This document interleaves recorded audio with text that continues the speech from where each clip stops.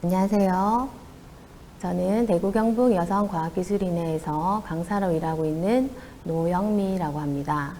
이번 시간에는 현대생활의 필수품인 플라스틱, 그리고 착한 플라스틱인 물라스틱에 대해서 알아보고, 그 물라스틱의 쓰임에 대해서 알아보고, 마지막으로 물라스틱을 가지고 마그넷을 만들어 보도록 하겠습니다.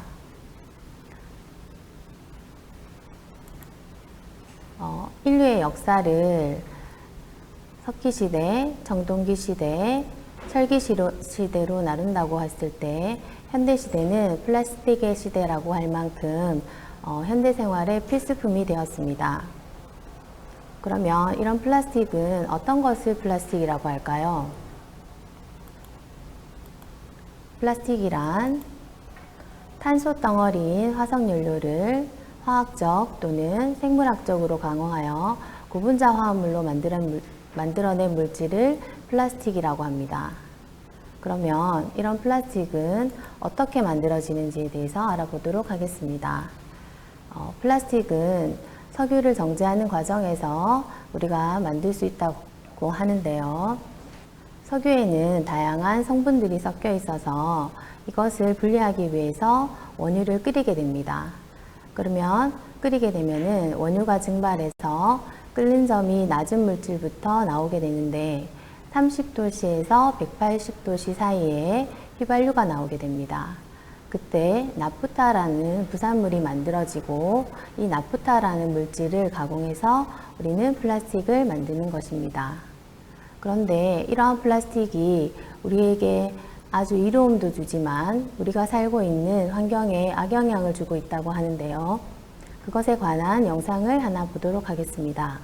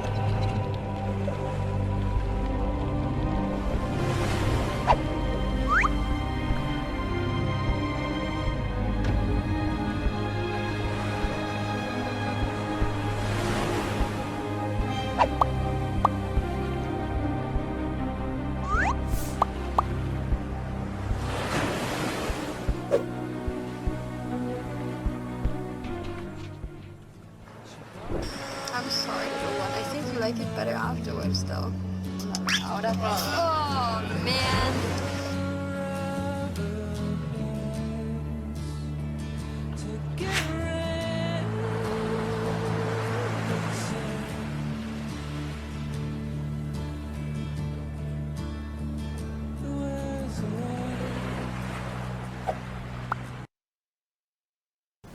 여러분, 영상 잘 보았나요?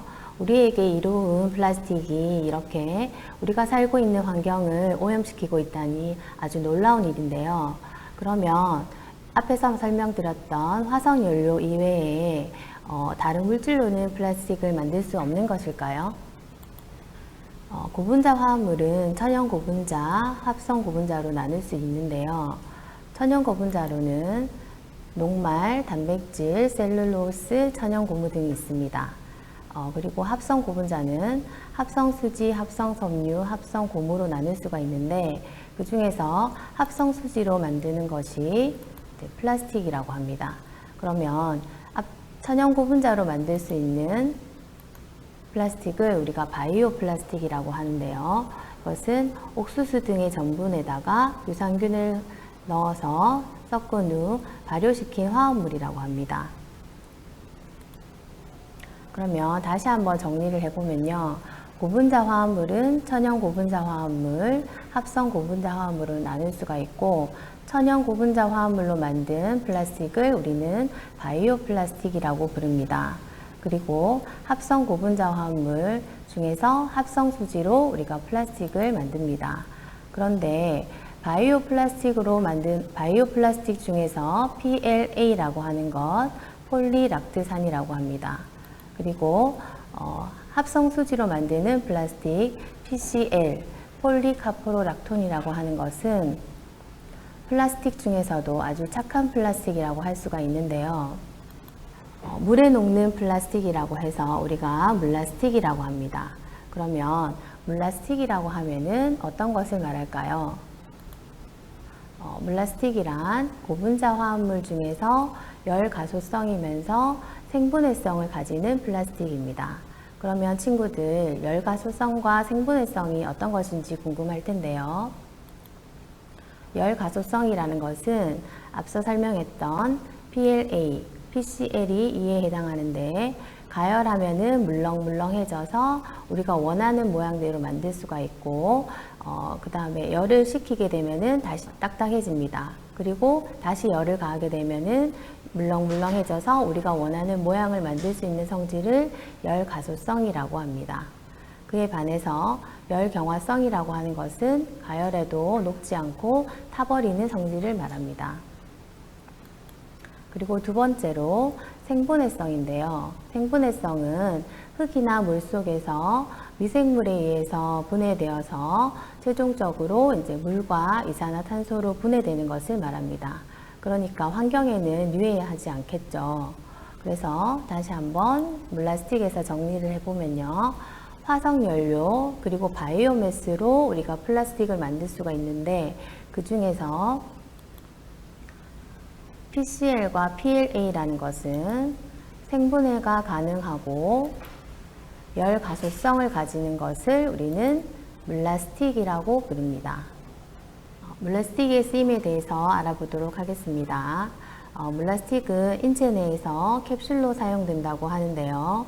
유산균을 캡슐에 감싸가지고 우리 장까지 도달하도록 하는 데 쓰이고요. 그리고 우유에 부족한 영양소를 캡슐에 담아서 이제 우리 몸에 더 잘 흡수가 되도록 한다든지, 혹은 빛이나 열에 약한 비타민 C를 캡슐에 넣어서 우리 모공 깊숙이 잘 흡수되도록 만든 화장품에 쓰인다고 합니다.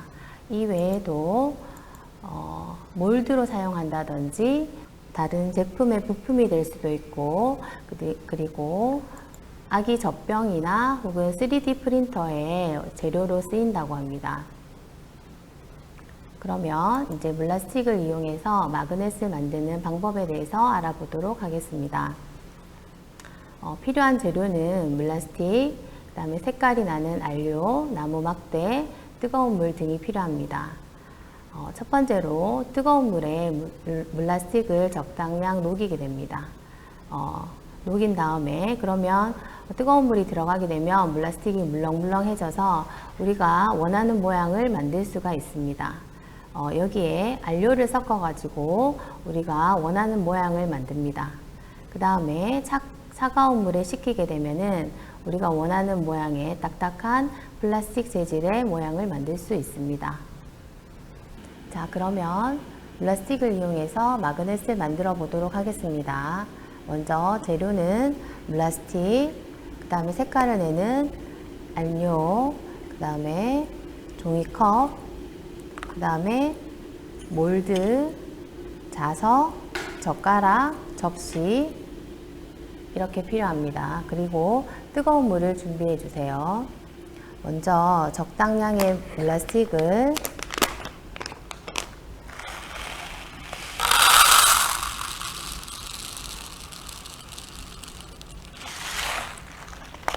종이컵에 이렇게 붓습니다.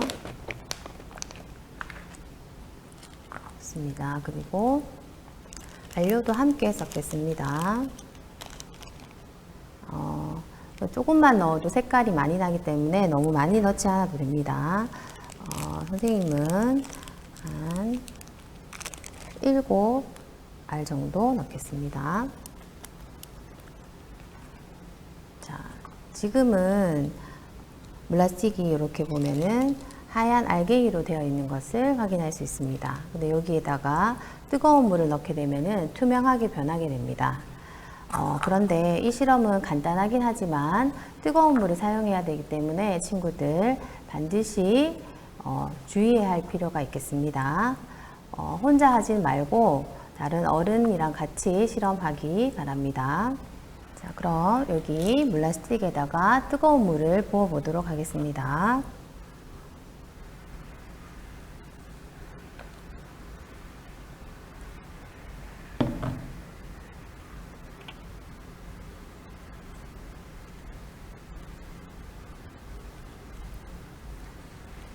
뜨거운 물을 부으면 이렇게 점점 투명하게 변하고 있죠.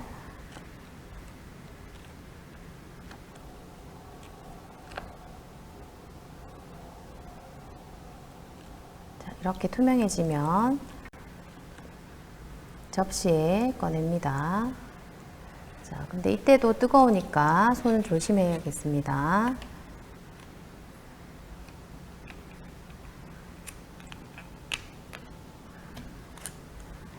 벌써 붙어버렸는데요. 자, 이렇게 되면은 이렇게 딱딱하던 물라스틱이 이렇게 우리가 원하는 모양대로 만들 수 있는 정도가 됩니다.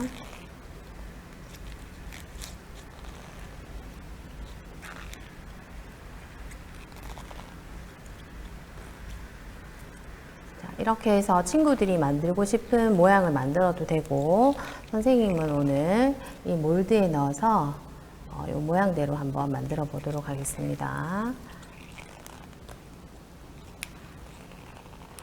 자, 근데 다시 좀 딱딱해져서 다시 뜨거운 물에 한 번 더 담그도록 할게요.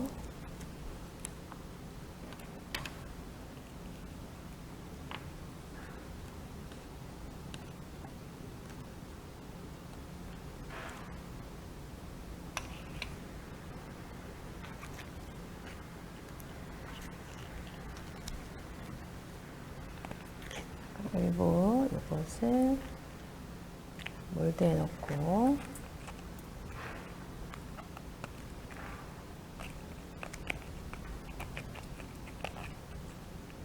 자, 우리는 마그넷으로 만들 테니까 이 안에다가 자석을 넣도록 하겠습니다.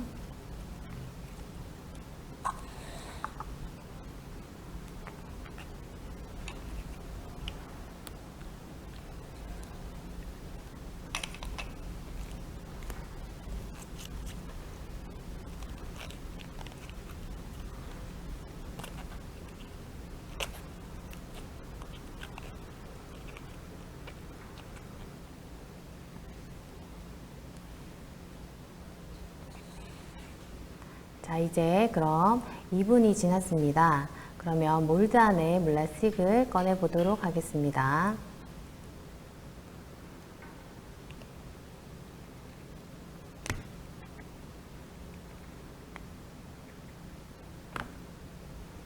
짜잔, 아주 귀여운 스누피 모양이 되었는데요. 그러면 우리는 마그넷으로 만들었으니까 종이를 한번 붙여 보도록 하겠습니다. 우리가 오늘 물라스틱으로 마그넷을 만들어 보았습니다. 이렇게 한번 붙여 보도록 할게요. 자, 어떻습니까, 여러분? 자, 여러분, 오늘 물라스틱으로 물라스틱 마그넷 만들기를 해보았습니다. 플라스틱이지만 우리가 살고 있는 환경을 전혀 오염시키지 않는 아주 착하고 판타스틱한 플라스틱이라고 할 수 있겠죠. 선생님은 오늘 이렇게 몰드로 만들어 보았지만 친구들은 여러 가지 다양한 모양들을 만들 수 있을 것 같아요. 지금까지 경청해 주셔서 감사합니다.